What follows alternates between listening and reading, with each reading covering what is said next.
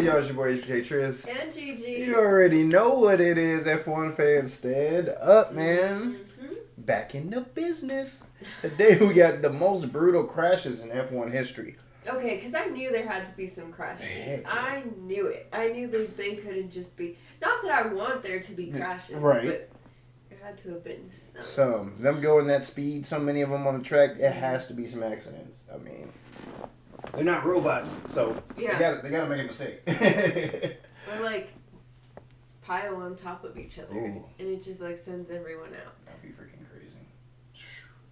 Let's get into it, man. Like how this guy, let's go. From Hamilton's devastating crash to Verstappen's dramatic incident, which even destroyed a F1 driver's career. These are the terrible crashes that changed F1 forever. An absolutely smeared championship protagonists have taken each other. And we gotta start with Fernando Alonso. In 2016, Alonso crashed badly as he went flying against a wall in the Australian Grand Prix. Did get airborne.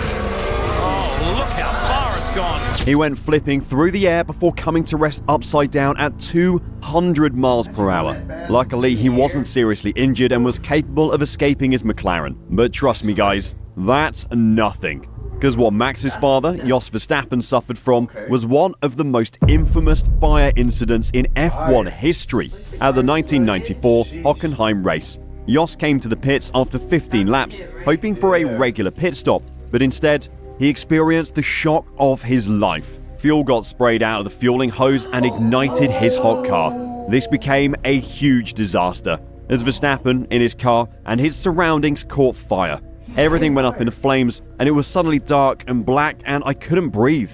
And despite this disaster, pit stop refueling still remained in F1 till 2010. But eventually, after several more incidents occurred due to refueling, it got banned for good. But even though Jos survived his fiery crash, another driver couldn't, which not only made headlines, but also became one of the worst moments in F1's history. In 1994, the crash at the San Marino GP changed F1 forever. Roland Ratzenberger, an Austrian driver who had competed in just 3 F1 races, crashed his car into a wall at 195.7 miles per hour during qualifying, resulting in his loss. But unfortunately, that wasn't all. Ayrton Senna, one of the best F1 drivers in history, crashed and passed away the next day due to one of the most horrifying crashes in F1 history. There are even rumors that the Brazilian was considering not competing in the Grand Prix because he was so devastated by Ratzenberger's passing. Sad. He didn't even want to. Yeah. And he died. Well, he was probably like shook from just seeing a dude die the day before. Like he was probably on edge and like maybe. I'm not saying that's why he crashed, but I'm saying like it could have been like in his head. Or he was just overthinking everything. Yeah.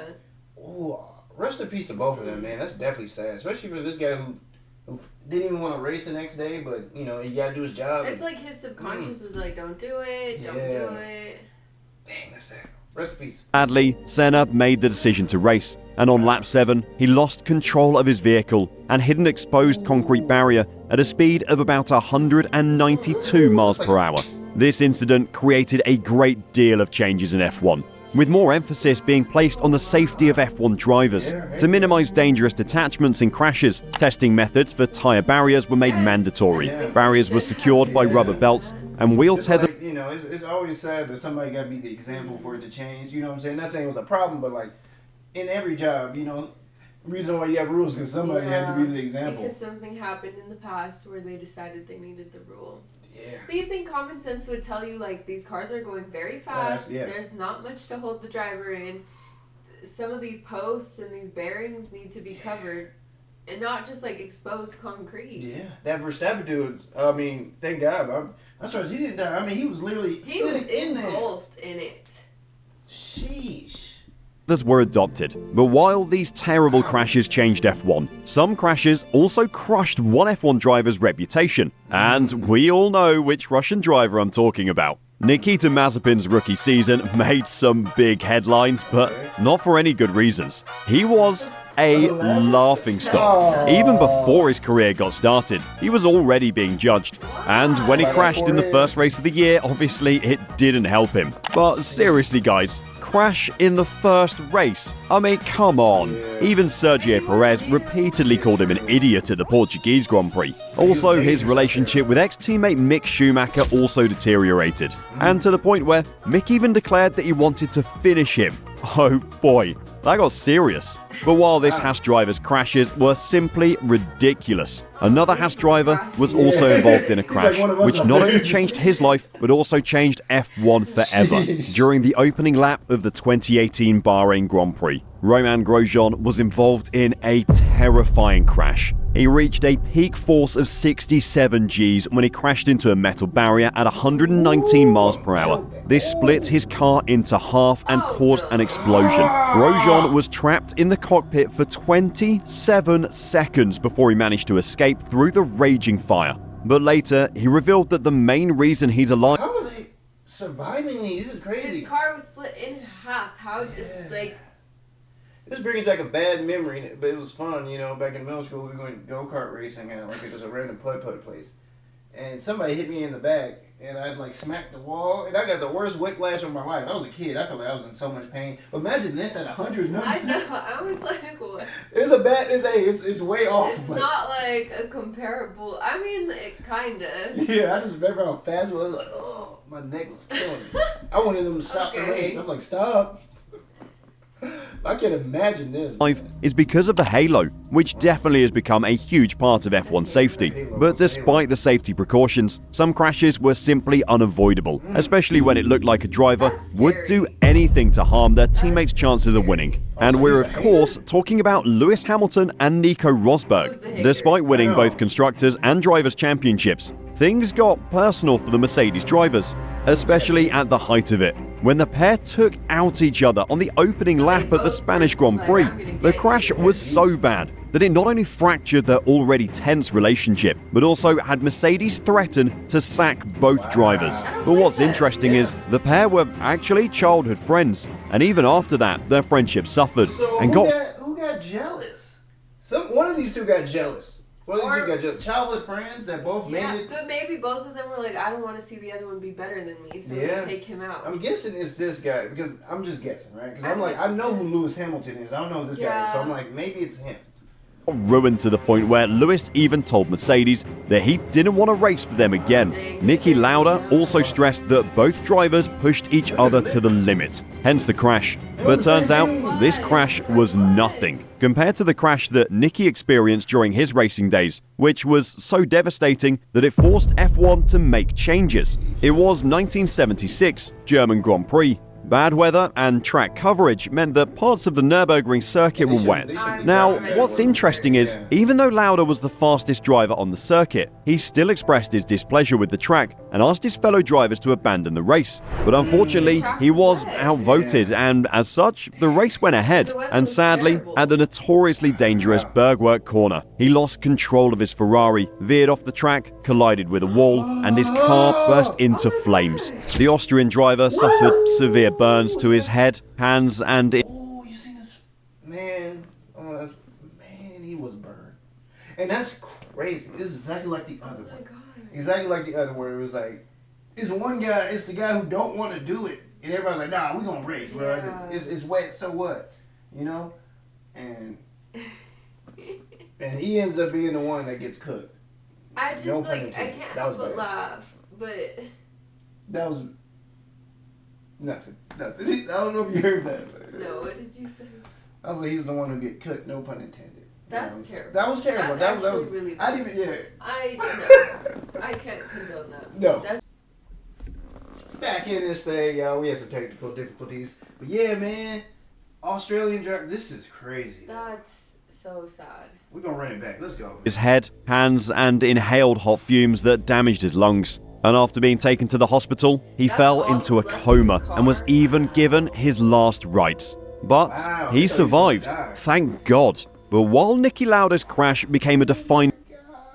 Oh my gosh. This is truly a dangerous sport, y'all. Golly.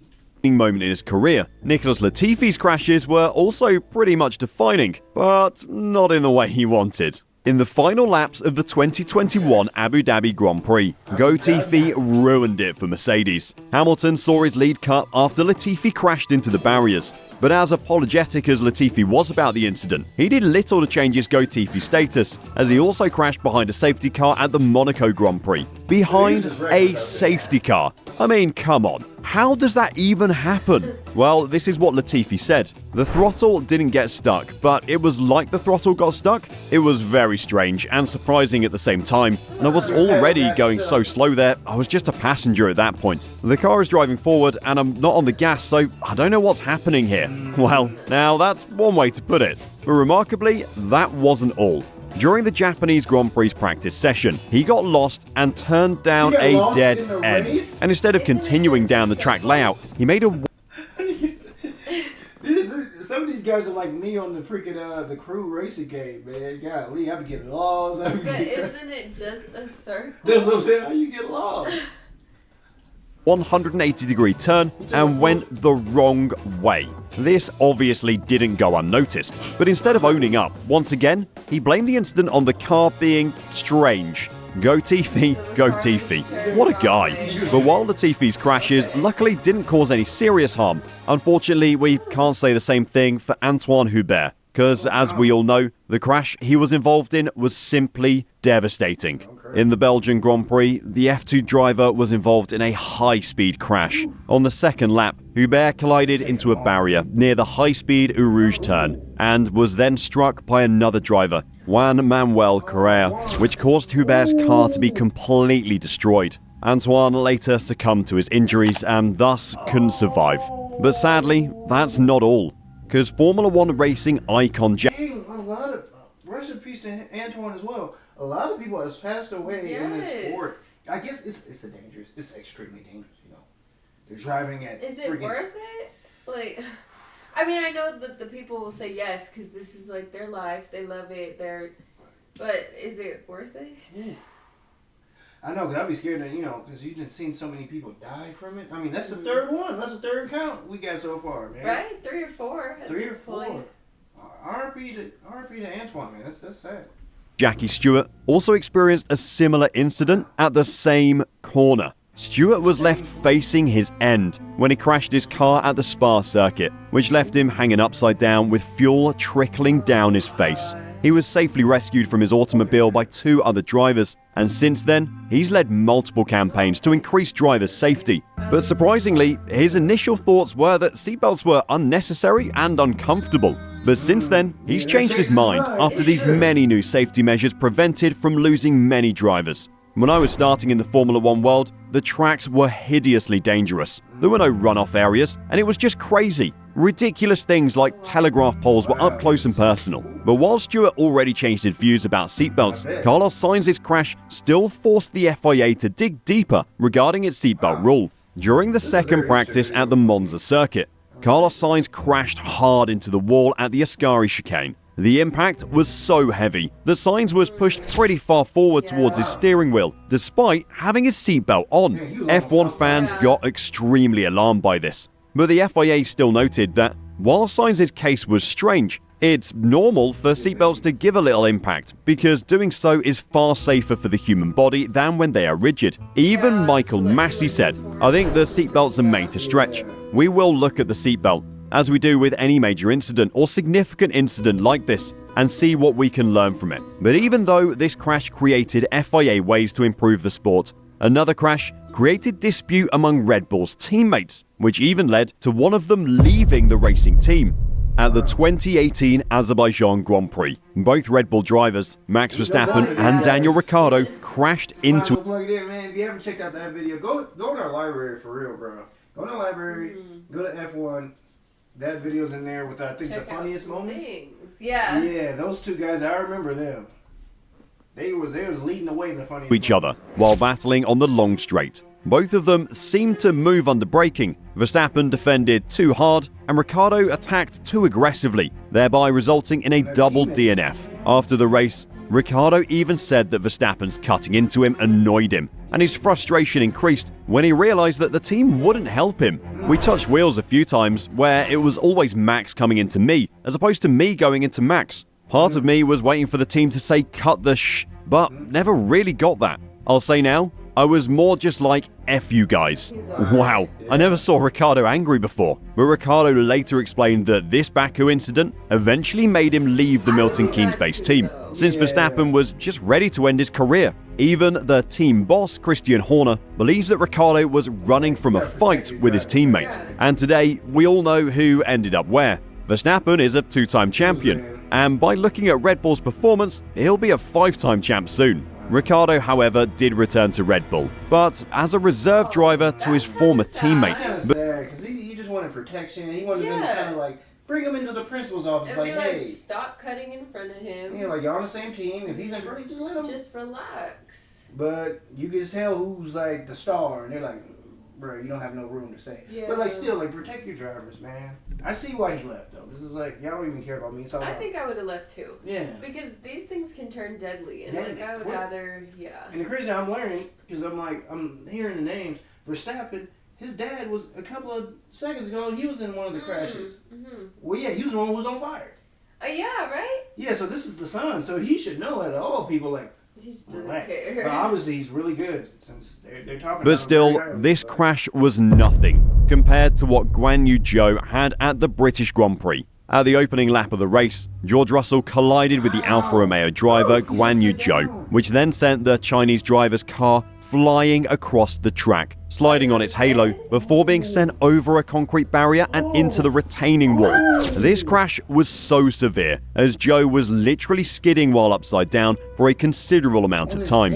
But thankfully, Zhou was unharmed, owing it to the halo, and even confirmed on Twitter that the halo saved his life. The halo is just one of the numerous inventions that shows how much F1 has advanced in terms of safety and saved so many lives. But unfortunately, we can't say the same for Zhou Bianchi, this young, talented driver who was the first person ever to be in the Ferrari Drivers Academy, had his dream dashed when he crashed his car into a 6,500 kilogram crane, which was clearing German driver Adrian Suttil's car. Suttil's car had spun out of control and crashed in the same spot the lap earlier, and as a result, his car was still being cleared by the crane when Bianchi lost control of his car on the same curve and crashed into the crane at 78 miles per hour and ultimately lost his life. This tragic incident forced the FIA to implement the 4-hour rule, which requires that races held during the day must take place no less than 4 hours before sundown,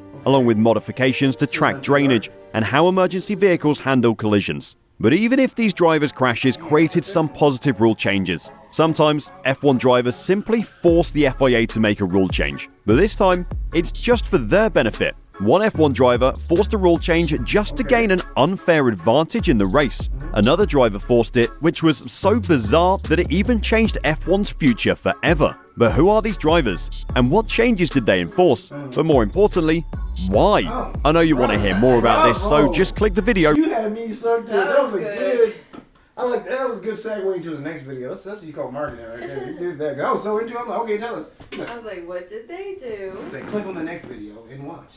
I feel you, bro. Shout out to the guy who created this video. This was amazing, very entertaining, and very freaking sad. It was sad. It was very sad.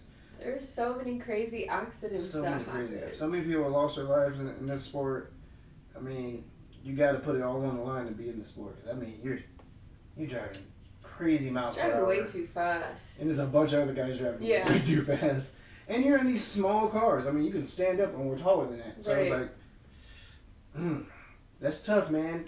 But the halo is important. That's what I've learned. A couple of lives have been saved for that halo, you know?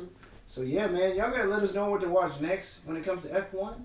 Because we're excited about this journey. It's been pretty fun so far. So yeah.